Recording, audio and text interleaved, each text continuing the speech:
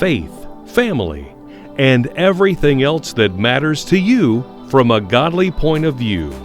Welcome to the Clear Branch Methodist Podcast.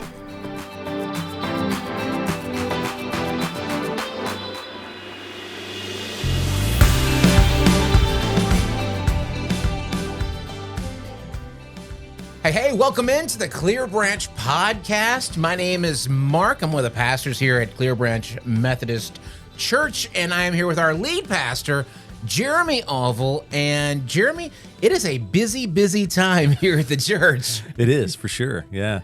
Lots of stuff as we move ever closer to Advent, which is an awesome period of time for the church. But we have just finished up our trunk or treat last night, which was amazing, and had a ton of people here. And about to head into a new series as we finish up stewardship this week. So yeah, man, it's a busy time here for sure. The thing about events like what happened last night, first off, I had to struggle to actually put on real shoes this morning.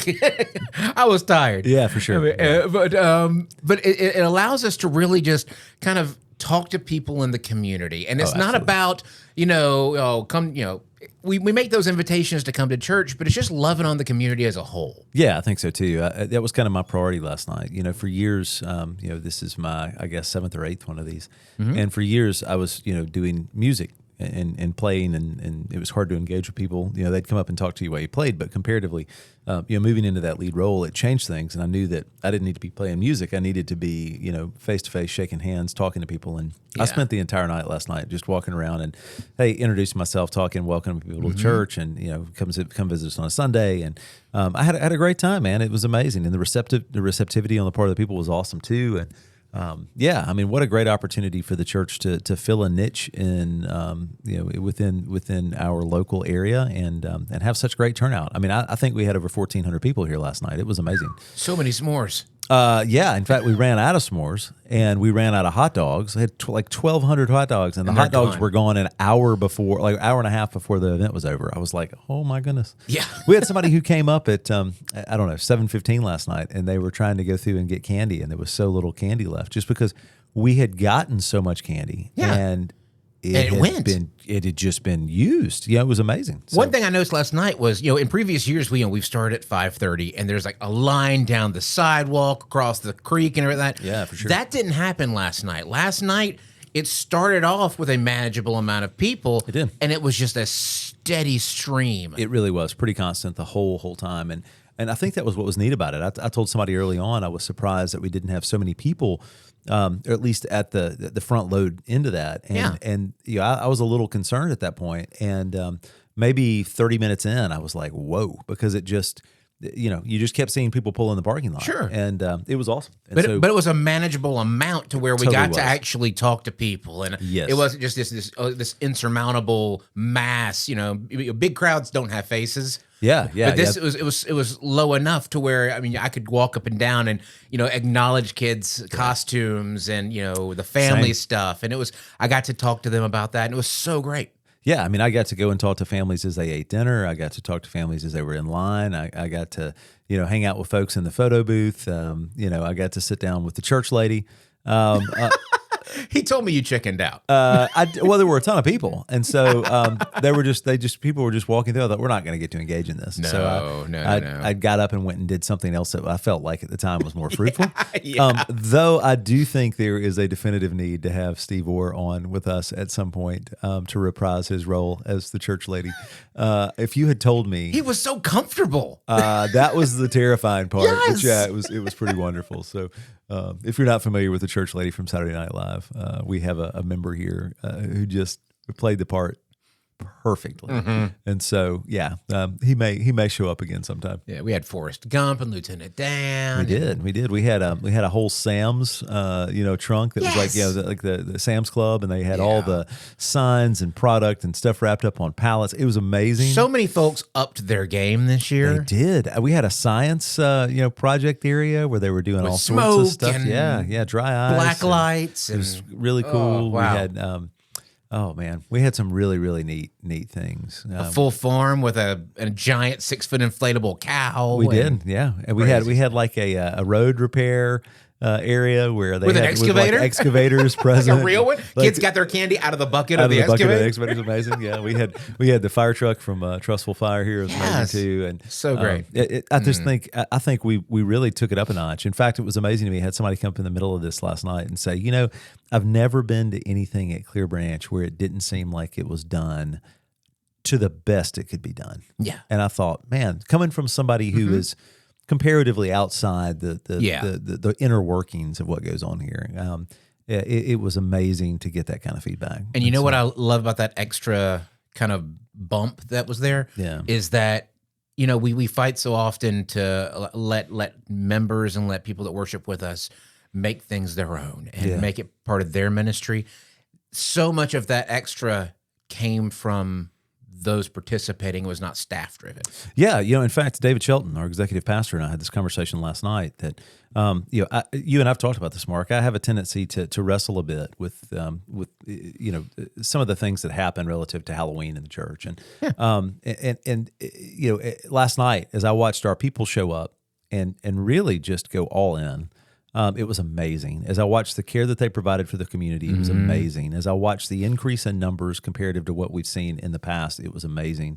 As I saw the sweetness of spirit that existed as people were just caring for each other, loving on each other, it was really, really well worth it. And I get that there are a lot of different perspectives and ideas relative to church involvement with events like this. But last night made it very clear to me that this year's event was absolutely in the right vein, and that we were doing what we needed to do, and that we had the opportunity to really be the hands and the feet of Jesus in the midst of this.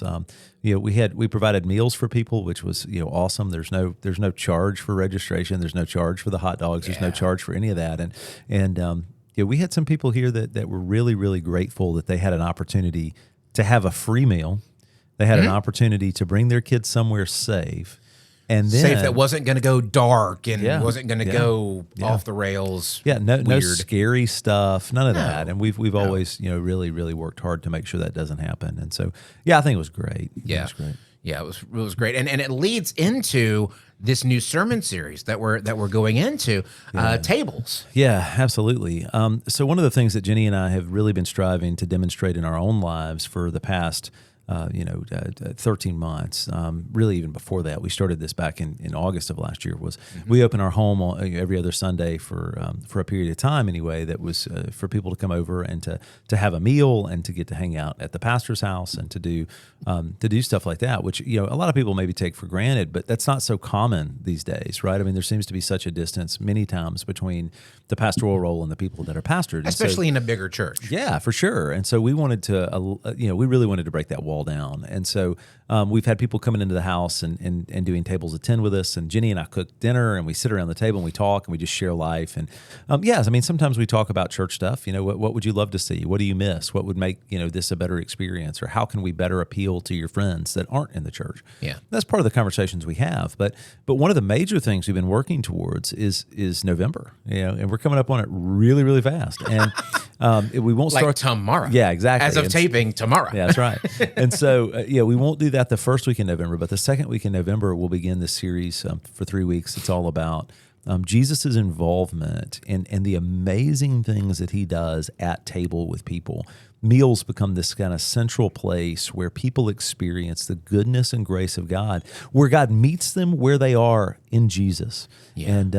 And then refuses to leave them there, right? I mean, just this beautiful, beautiful kind of illustration of what our lives should be like. And so as we're moving into November this year, we're moving towards this challenge for Thanksgiving for those of us that have space at our tables to invite those who don't have a table to sit at. And so if you're in the community and you're looking for a place to do Thanksgiving and you want to plug in, come see us here and we will help you find a place to have Thanksgiving. You may wind up at the pastor's house. You may wind up at Mark's house. I don't know. It just depends. Mark's like, what? No. I mean, but you could wind up anywhere. And we got a seat. We're that's good. Right. It'll be great. And so we will add seats if you need a place. Seriously, if you are in need of community and a sense of welcome and family, during the Thanksgiving season, I would love to have you come and sit down at table with me. And so But anyway, that's what we're really striving to demonstrate and challenging our people to do that, right? Like it's Yeah. one thing for the pastor to say, well, my house is open, you guys come have dinner. Sure. It's totally different when the person who sits on the fourth row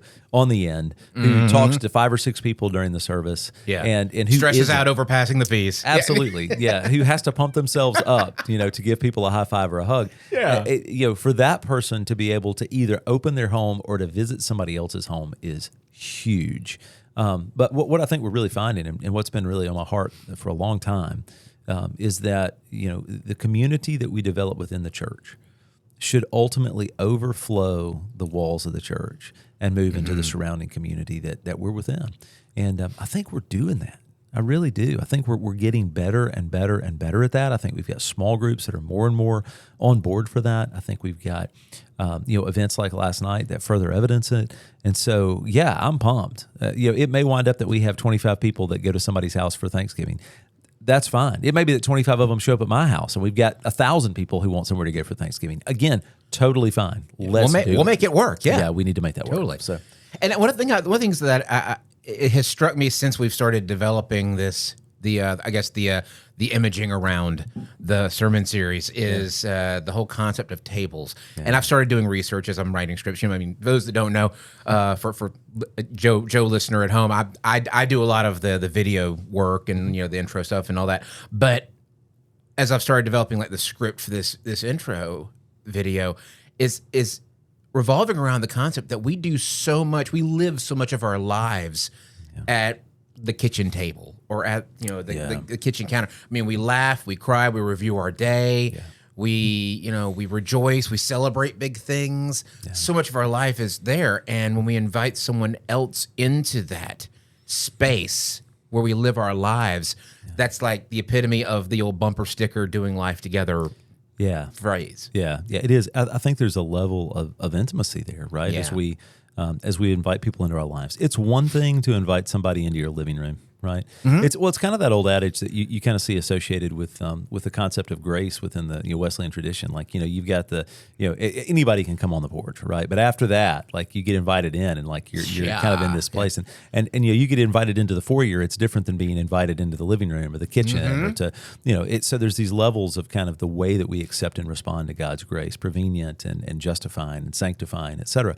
But the same kind of thing happens in our homes. We may have folks who come and sit in our on our back porch. My back porch is often a place where people, show up. I've said this before on here, I think, that there are times when I come home and there are literally people that are waiting for me, at the house on the back porch because they want to have a chat with a pastor. I love that, but I'm grateful it doesn't happen every day, right? But on the other side of the equation, there are places where we have to be super intentional about those invitations. And in that, man, we set a totally different tone, right? If you invite somebody to come into your table and have a meal with you, that's a big deal. Now, at least I'm not pulling the Jesus of like walking up to people and being like, "Hey, we're going to have dinner at your house today." That's a little like as he does with Matthew, but and others. And that's been echoed to me. Like Francis Asbury did that. Yeah, absolutely. That's the old circuit rider pastor thing. Is they just show up and, all right, where am I staying? Yeah, that would have to be really stressful. I think that the OCD components of my personality would probably go crazy. But on the other hand, maybe that needs to be the next step in this is like, I just happen to show up at members' houses for dinner and expect to be fed. That would really, really cut down on the food bill. That would be kind of amazing. I kind of want to follow you around and shoot video of that. I think that would be awesome. Maybe that needs to be part of this. Like in November, we just show up. I think we might make some people uncomfortable. There are going to be people right now who are thinking, "Oh my gosh, we've got to keep the house clean and everything's got to be prepped and ready." But that's another level on that intimacy you're talking about. People that are the formal dining room or the formal living room folks versus getting into the den. Yeah. Oh, for sure. Yeah. Think about who do you actually clean the house when they're coming over versus who do you not? Yeah. Who do you not worry about it? Yeah, that's really fair. Well, that was one of the things that we used. Jenny and I were in a conversation not long ago with our new bishop, Carolyn Moore, before she had been elected as our bishop or assigned to this area. But who we're trying to get on the podcast. Yeah, we're going to hopefully have her on the podcast before long. But so we had an interview with her as we talked about Crosshaven, about house church. And Jenny and I, when we first started Crosshaven, were so over the top about making sure everything was perfect. And we got to a point, we did that for a long time, from 2016 to 2023, middle of 23. So 7.5 years or so. And in that, we got to this place where it was no longer about making sure that everything was perfect, but instead really striving to make sure that people were comfortable. And that was a big difference. Right? Like, if you have a place that's absolutely perfectly clean all the time, it makes people worry that they're going to mess it up and then they feel bad when they do. If you have a place that's comfortably clean, that's different. And then they show up and they're just present and they enjoy it and they don't stress out because there's a dirty dish or they don't feel, compelled to pick up every crumb. And so it was a beautiful thing. And I think that's what I would love for us to be able to get to, as we go throughout this series of tables. Nobody expects your home to be perfect because I assure you theirs isn't either. No one's running in looking at your baseboards. Absolutely not. And if they are, they have other issues. There's other things there, right? Who knows? I mean, you can always find people that are way more focused on stuff that doesn't matter than they are on stuff that does.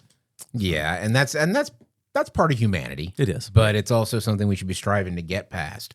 So this sermon series starts next week. Yeah, not this Sunday, but the following this Sunday. is the one that runs up until Advent. Yeah, absolutely. Yeah, it'll be a 3-week series, and as we get closer to Thanksgiving, it really does tie in nicely. It does. It ramps up, and it further connects, and it sets the tone for one, kind of where we've been in the stewardship as we think about the implications of what we do with our prayers, presence, gifts, service, and witness. And how that impacts the community within the church and how it overflows to the community outside the church, right? Because that's a big part of this. But, what happens when we invite the community into our homes is kind of it's not external anymore. It's invitational, and that's huge. And then that leads us right up to Christmas hymns, which is going to be amazing for Advent. I can't wait. Yeah, that's going to be a fun one. I'm really excited about having the focus be on those. It's almost you're focusing on the roots of where our faith came from. When you go back to the old Wesleyan hymns, the old the Red Book, if you will. yeah, it's amazing. Well, and I'm not sure if there probably a lot of people out here don't necessarily recognize it, but when I was at conference, and we haven't talked about this really, but there was a wonderful new release of a hymnal for the Global Methodist Church, and I've got a copy in my office, and it's terrific. I'm grateful for it, but for so many churches like ours. Where we approach hymns, but like it's not all we do, right? This will be a neat opportunity for us to be very intentional. Yeah. If you come out of Advent this year, and I have somebody who comes up to me and says, "I just wish we did more, Christmas hymns, or Christmas music," which never fails, right? Because we'll do an entire month of nothing but Christmas-oriented worship, and people will still get to the end of it and think we didn't do enough. And I don't know how we could do more than what we do or what we have done, but this should make it very front and center. But it should also kind of do some neat things about tying us back into these historic kind of proclamations of what we believe and what we proclaim during the Advent season. So and there's some weight there, Yeah, there's, for sure. It's not not to say that a Phil Wickham or a Brandon Lake version of something is not going to have weight, but what I'm saying is there's some historical, I guess, gravitas to it. There is. Well, but I think that's too kind of part of what you deal with, right? Like the issue I think that we run into sometimes is that we're willing to be, for instance, community focused until it makes us uncomfortable, right? Or we're willing to be, let's do this until it's not exactly what you want it to be. And what we have to be as the church instead is willing to say that we're going to be encountering people who have totally different perceptions and understandings. And it's great for us to bring them along on this journey. That's what our job is, right? Yeah. But you have to meet them where they are, right? And so, not everybody wants classic hymns. Not everybody wants, a choir that sings it, though we're going to have a choir for Advent. Yeah. So and we really try to walk that line between the ancient and the modern, and something I've spoken a lot about over the years. And so that I get pumped about that. I love those places where the past and the present are so intertwined. And so. And I like what you said just now about we want to do community until it makes us uncomfortable. Which that's where we should actually double down on it, because that's where it comes out of being something that's easy for us and us depending more on God to have his hand on it. Yeah, I think so too. I think there's also the unique opportunity so many people in the church would be super content to simply continue to do what they do in the church. Yeah. And I understand the level of comfort that comes there, but the church exists for the sake of the transformation of the world and the glory of God and the growth of his kingdom. Mm-hmm. That can't happen if you stay inside and only focus on the people who show up. You have to go out and literally engage with the world so that they can understand what makes your faith and your experience of God's transformational work in your life lead you to be so radically different. And so, we cannot stay in the places that we're comfortable. We will totally miss opportunity. It's got to look a little different than just the 1 hour on Sunday morning, followed by a small group that meets. There are other parts. I mean, we have groups now that are meeting around pickleball. Yeah. Pickleball on Tuesday or Thursday. We've got the pub theology group. We've got the men's group who meets on Tuesdays. We've got a women's group that's meeting, I think, monthly right now. They're doing some neat things at different restaurants. I mean, we've got all these kind of things that are overflowing and that are coming from that desire to be more outside of the walls. And that's what this is totally about. Community happens here, but community does not have to stay here, right? It needs to happen outside of this. Yeah, we can't try to box it in within these concrete and plaster walls. No, not at all. And I think that we have a very definitive illustration of that, right? I mean, you want to jump forward from Advent to Lent, right? I mean, you want to move forward, and you see, at the period, the moment of Christ's death as the curtain, the veil that covers the Holy of Holies, tears, and in that moment, the presence, the Spirit of God leaves that centralized place and flows out into the world. Yeah. Right. And that's what the nature of our community should look like in the church. We can experience that here. There's no doubt we should. This should be the root of that. But roots don't exist without what grows from them, right? Like, a root without a tree is not functional. And so we should be growing the tree, if you will, outside the church. So, and that was something you mentioned, General Conference a few minutes ago. That's something I saw.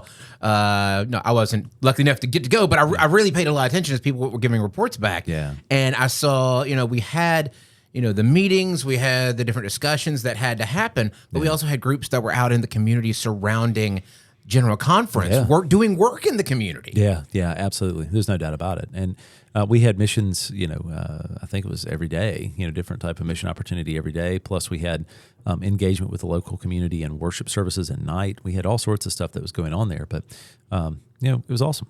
So grateful for it for sure.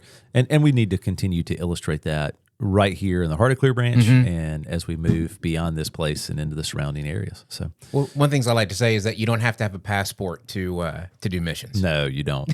Not at all. I mean, it's beautiful sometimes to go to somewhere else and do that, but it's also amazing to be able to recognize the mission field that exists right outside our doors. So, excellent. As a side note, if you were not here with us last night and you are a member of Gen X like Mark and I are, man, it was obvious that the vast majority of Trunk people were set on Gen X kind of mindsets, right? It was like they catered to us. They did. I felt totally at home. We had Church Lady. We had Men at Work with not Men at Work the song, but Men at the Work movie, with Charlie Sheen, Emilio Estevez. Yeah. Working in walking around cleaning up. Yeah. That was Coral and Jerome did a great job with that. Yes. We had again, Forrest Gump. We had. All kinds of all sorts of stuff. We had a mad scientist trunk that was essentially Doc Brown from Back to the Future. Absolutely. Well, when I started having conversations with the group who did the science lab, I was like, "You guys need to check out Mr. Wizard." Like, you remember Mr. Wizard's World? Yes. I loved that. It was on every day, and I said, "Oh, we need to do Mr. Wizard stuff," and they did. They did a lot of that. It was really, really cool. Yeah. It's obvious who are now the parents of the kids that are going through Trunk or Treat. Yes. Yeah, that's because there were a couple of booths. I'm like, these kids are never gonna understand who the church lady is and what you're doing. Yeah, but their parents are gonna eat this up. Yeah, absolutely. It was so good, so good. All right, well, as we careen into November, we've got right. We've got a lot going on. We've got here at the church. We've got Deck the Halls. Yeah, for sure. Happening at the end of this month. Right. We've got the challenge for everybody to be inclusive in their Thanksgiving, and so that'll be fun. Yes. We've got the opportunity to feed the families of our children in the preschool, which is going to be awesome. We spend 2 days here in November inviting and feeding extended families of our preschool students, which is so good. We've got a ton going on. We really do. So. I'm excited. If you want more details on all that stuff, want to check in on it, I invite you to go find us on Facebook, find us on Instagram, find us on social media, the website, the app. Yeah, all the places. And then, for that matter, you can find us right here at 9:30 on Sunday mornings. And dinner starts at 5:15 on Wednesday nights. And we'd love to have you come and check out dinner. If it's your first time, it's free. You can go to one of the awesome small groups we've got, including one that's being led by David Shelton that runs through our third week in November.